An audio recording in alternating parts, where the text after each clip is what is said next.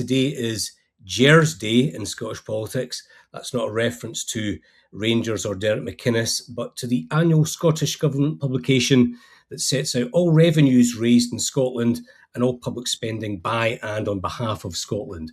Sounds really tedious and dry, and it mostly is, but it is a hot political issue because the top line in the GERS document is always the total deficit faced by Scotland, and this year that is £25.3 billion.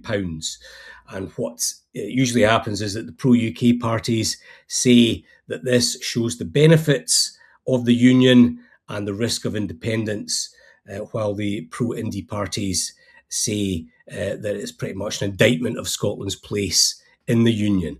So start with you, John. This is a Scottish Government publication. Now, given that it always produces a bad headline for the Scottish Government, are you surprised that they continue to publish it? I mean, I guess if they stopped publishing it, then that would become the story, given that, every year it shows that, surprise, surprise, Scotland's spending vast sums more than it's contributing in tax revenue. I mean, overall, the picture is that, in actual fact, the deficit has reduced from last year. That's the good news. The bad news is that it's still absolutely enormous.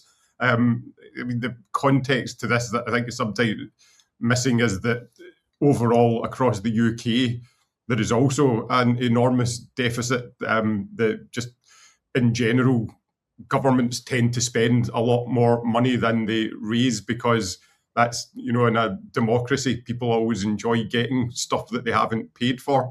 The more difficult calculation, I guess, to really understand would be how much extra is being spent in Scotland that they just wouldn't have if they had the same levels of debt as an independent country. And I think these calculations sometimes get so difficult to work out that you're as well not trying. But so the picture is always that the nationalist politicians will find a way to present this as evidence that Scotland would be better off as an independent country, while unionist parties will say this is evidence that Scotland can't stand on its own 2 feet and is benefiting greatly from pooling and sharing of resources.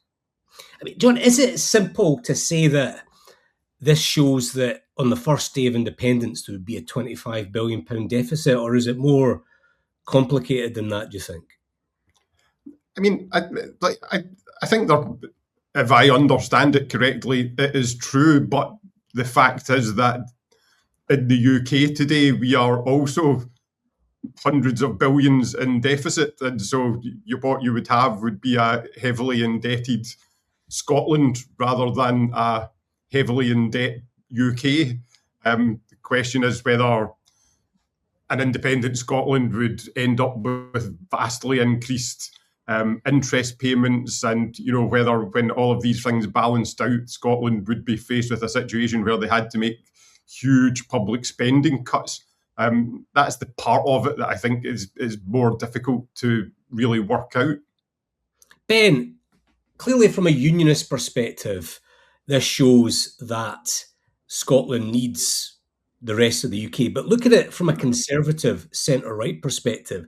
Do you have any concerns that Scotland is in deficit to such a degree? Wouldn't it be better if, even within the United Kingdom, that deficit was as close to zero as possible?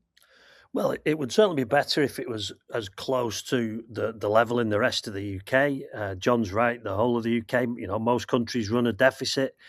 The key figure there is what percentage of your GDP is it, and Scotland's is always very, very high, and I think the highest in Europe. So I mean, that's the concern. It's not that there is a deficit; it's that the deficit is such a huge amount of the actual gross domestic product of Scotland. So yeah, ideally you want to get it down. You want to get it down as soon as possible. It's not just from a centre-right conservative perspective. I think from any perspective, you would want to get this deficit down. Certainly, if I was a Scottish nationalist and hoped one day that Scotland would be independent, one of the big things I would be worried about would be you'll never get back into the EU with a deficit to GDP percentage like this one. So it's almost more important for nationalists to get this down. I think that the history of GERS is really interesting. You go back to the 2000s and the sort of early years of the 2010s, and the sort of the second great golden age of North Sea oil, and GERS was a really rosy document. Alex Salmond basically used it as the building blocks for his argument for independence. Scotland would be a wealthy country. Look at GERS. And back then, everyone went. It was the other side. It was the unionist side who's saying, "Oh, these figures are rubbish," and then suddenly it's flipped. And in the past decade or so, it's the nationalists who say, "Oh, these figures aren't worth the paper they're written on." And it's interesting. I'm sure you remember that over the years they've moved the publication date. It used to be, I think, later in the year. It's now been pushed into slap bang in the middle of the Holyrood summer recess. Everyone's away on holiday, and you get these terrible figures come out in the middle of August when no one's really thinking about politics. And then today they actually launched them. I saw Jenny Gilruth launch the figures up in Dundee. So you've got she's gone to a city where there's no TV station. There's only one newspaper based there. We're all down in the Central Belt, and it looks like basically lots of media outlets didn't even bother going to cover it. So the Scottish government's ongoing attempts to bury these figures are proving quite successful.